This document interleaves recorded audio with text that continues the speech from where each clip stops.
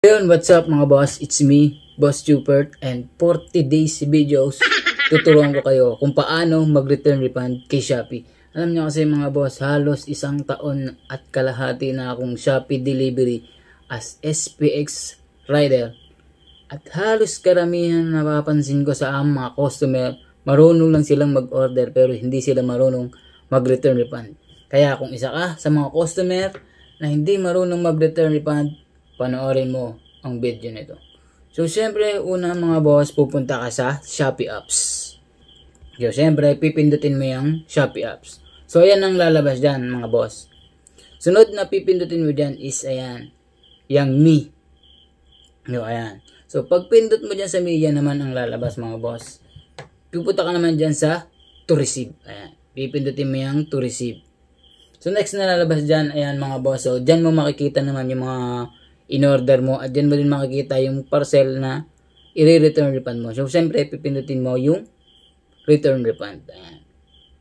So, after mong mapindot ang return refund mga boss, ayan ang nalalabas. Receive damaged item, receive incorrect items, did not receive some all of the items. So, siyempre, pipili ka dyan all in. So, siyempre, kung gusto mo piliin, receive damaged item. So, ayan, pipindutin mo yung receive damaged item. After nung mapindot ang receive damaged item, ayan naman ang lalabas dyan. Damaged item, product is defective or does not work. So, siyempre, pipili ka ulit dyan. O, kung gusto mo yung damaged item, ayan naman ang lalabas pag napindot mo yung damaged item. Makikita mo dyan, scratch, shattered, or other types of damage. So, siyempre, kahit alin ulit dyan ang pindutin mo. So, siyempre, kung gusto mo pindutin, other types lang. At yan naman ang lalabas dyan, mga boss. Makikita nyo dyan, add photo or add video. So, yan. Dyan pumapasok yung kahalagahan, mga boss, ng may unbox video. Para at least may makikita mo. Makita nila yung problema ng parcel na ibabalik mo. Hindi kasi kagaramihan kasi sa mga customer pagkadating ng parcel, wawasakan agad yung plastic. So, ayan. So, siyempre, next na pipindutin nyo dyan mga boss, yung add refund method. Ayan, so pipindutin nyo yan.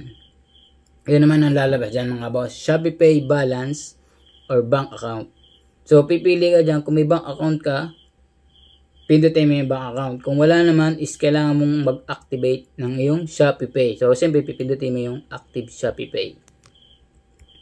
So yan ang lalabas dyan mga boss. Pipindutin mo yung SMS. So, after mong mapindot yung SMS, mga boss, yan naman yung lalabas. So, syempre, hihintayin mong mag-send sa'yo ng SMS. At ilalagay mo dyan. So, pagkalabas nyan, syempre, okay na ulit. Pupunta ka na sa setup. Ayan, yan na yung lalabas. Setup Shopee Pay. After mong mapindot yung setup Shopee Pay, mga boss, ayan na yung lalabas. So, kailangan mong fill upan lahat yan.